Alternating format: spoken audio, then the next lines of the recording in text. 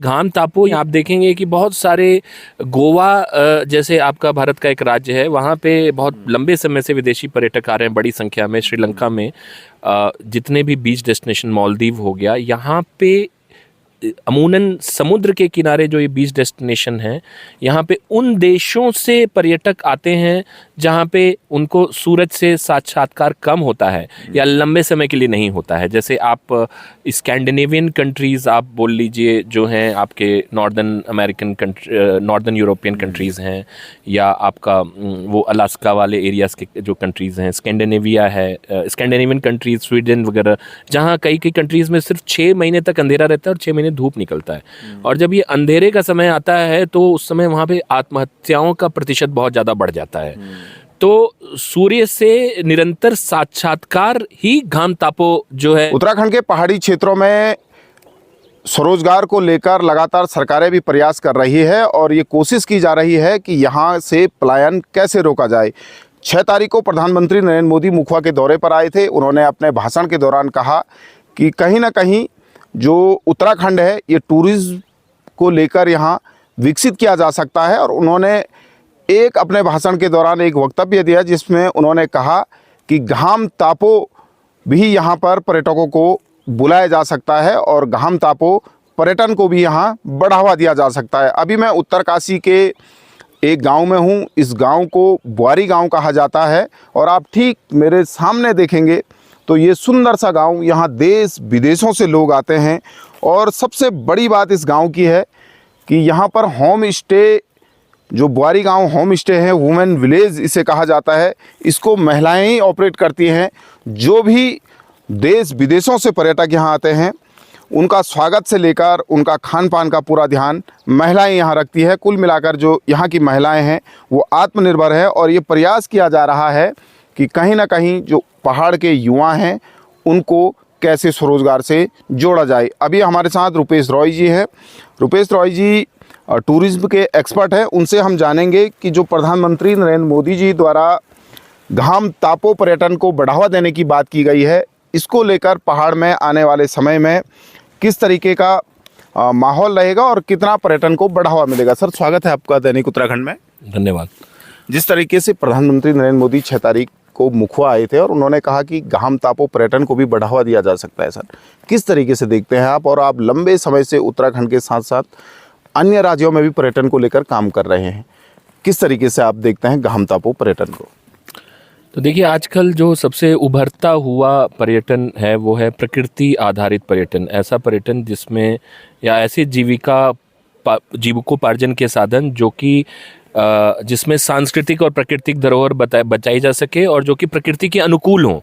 तो जो ये घाम टापू, ये कोई नई चीज़ नहीं है। आप देखेंगे कि बहुत सारे गोवा जैसे आपका भारत का एक राज्य है, वहाँ पे बहुत लंबे समय से विदेशी पर्यटक आ रहे हैं बड़ी संख्या में। श्रीलंका में जितने भी बीच डेस्टिनेशन, मालदीव हो गया, यहाँ पे अमूनन समुद्र के किनारे जो ये बीच डेस्टिनेशन है, यहाँ पे उन देशों से पर्यटक आते हैं जहाँ पे उनको सूरज से साक्षात्कार कम होता है या लंबे समय के लिए नहीं होता है। जैसे आप स्कैंडिनेवियन कंट्रीज़ आप बोल लीजिए, जो हैं आपके northern American northern European countries हैं, या आपका वो अलास्का वाले एरियाज़ के जो कंट्रीज़ हैं, स्कैंडिनेविया है, स्कैंडिनेवियन कंट्रीज़, स्वीडन वगैरह, जहाँ कई कई कंट्रीज़ में सिर्फ 6 महीने तक अंधेरा रहता है और 6 महीने धूप निकलता है। और जब ये अंधेरे का समय आता है तो उस समय वहाँ पे आत्महत्याओं का प्रतिशत बहुत ज़्यादा बढ़ जाता है।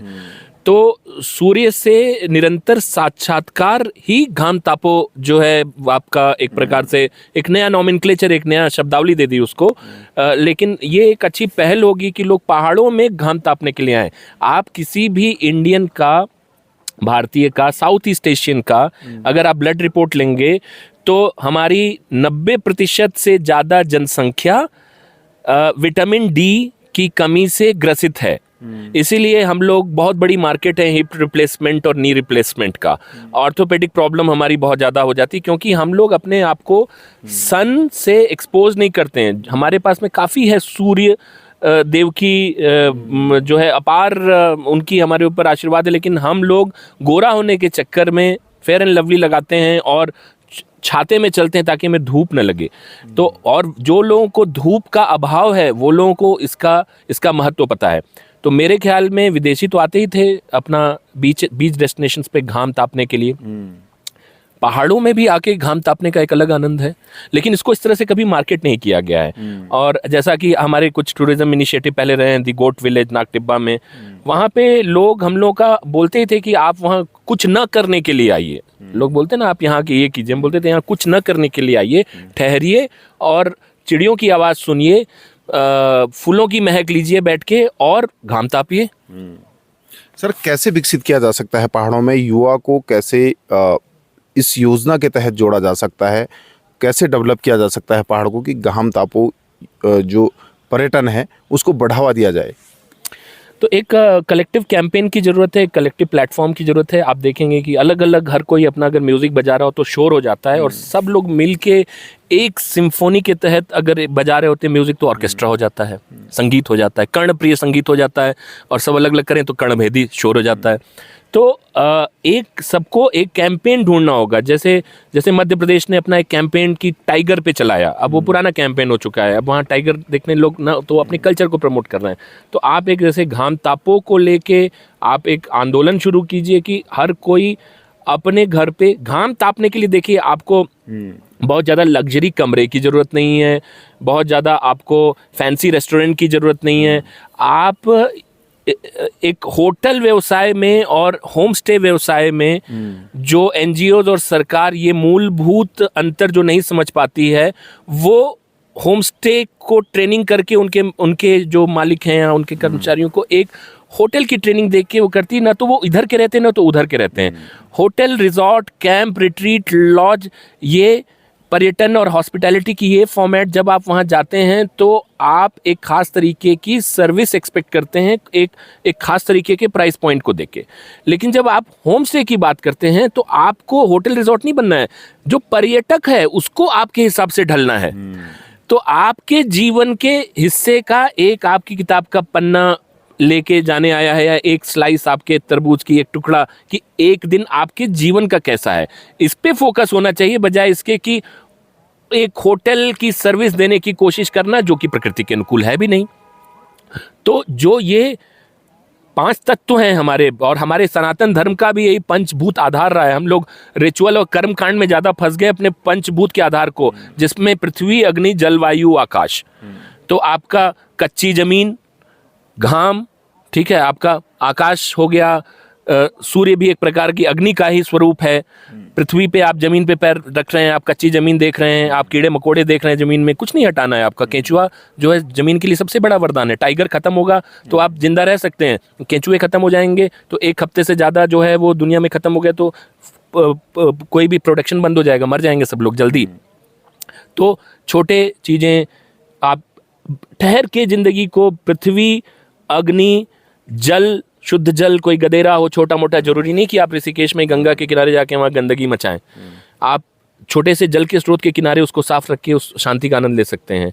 वायु देखिए कितनी अच्छी बयार बह रही है, और आकाश। तो इन चीज़ों का जहाँ आप संगम, कितने लोगों को तारे रात में देखने को मिलते हैं। तो घाम तापो एक इन्हीं 5 तत्वों का एक तत्व है, और इसी प्रकार का टूरिज्म ही पहाड़ को बचाने का असली सत्व है। अच्छा सर, अभी कितने कुछ देश ऐसे हैं या राज्य, भारत में भी कुछ राज्य ऐसे हैं जहाँ पर इसी घाम तापो पर्यटन पर काम किया जा रहा?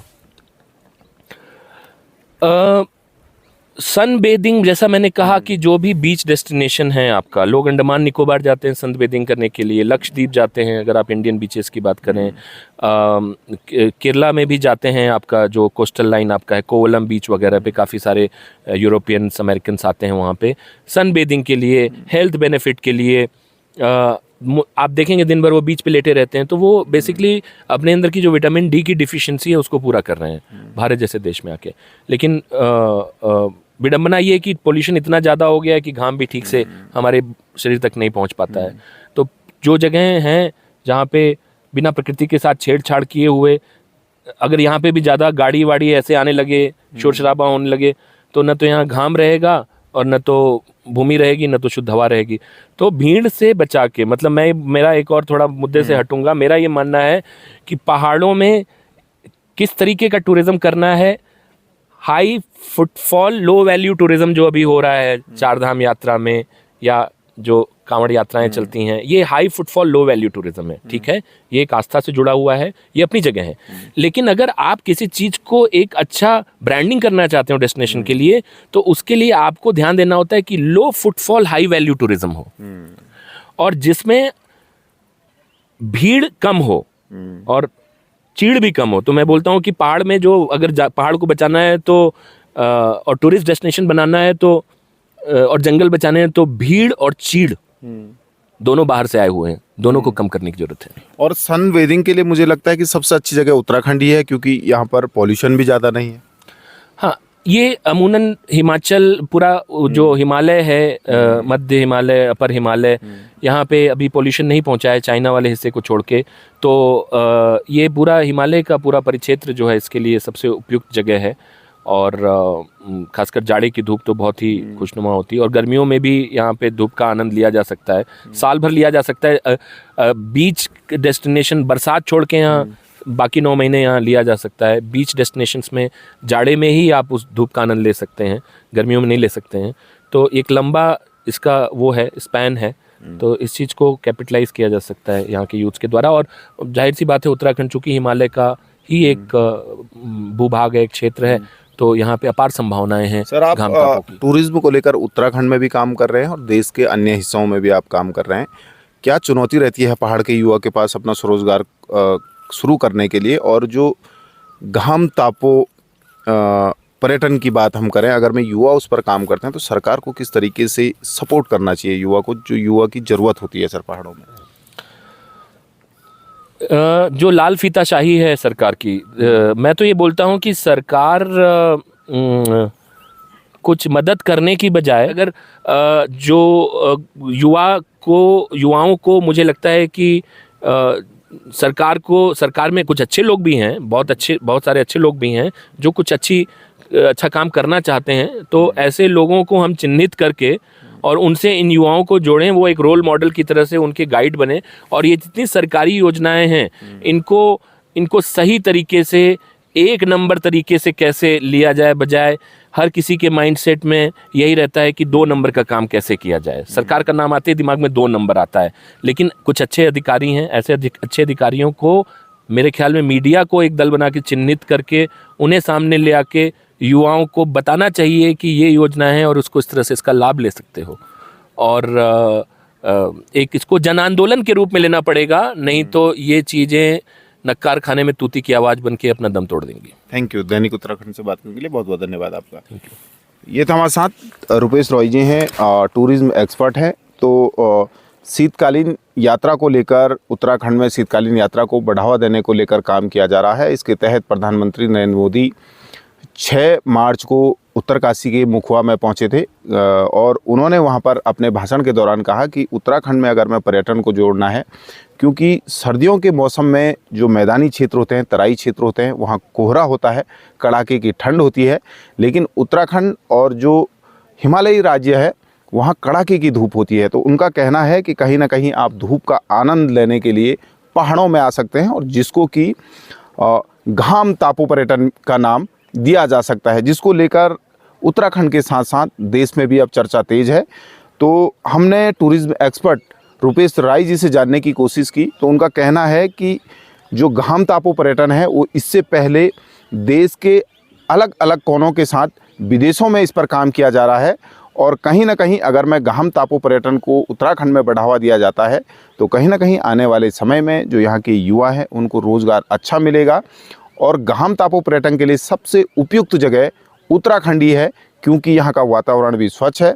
और जिस तरीके से शीतकालीन यात्रा के साथ साथ अगर मैं पर्यटन यहाँ धूप सेकने भी आता है, यहाँ के जो होम स्टे हैं, यहाँ का जो शुद्ध वातावरण है और यहाँ की जो खूबसूरती है, इसका भी आनंद पर्यटक ले सकते हैं। जिसके साथ ही उनका साफ कहना है कि सरकारों को युवाओं का साथ देना चाहिए और युवाओं को सपोर्ट करना चाहिए, ताकि आने वाले दिनों में जो यहाँ का युवा है वो आत्मनिर्भर बन सके और अपना स्वरोजगार उत्तराखंड में सेटअप कर सके। क्योंकि सरकार भी चाहती है कि कहीं ना कहीं पहाड़ी क्षेत्रों का पलायन रोका जाए और जो पहाड़ का युवा है उसको आत्मनिर्भर बनाया जाए, उसको स्वरोजगार से जोड़ा जाए।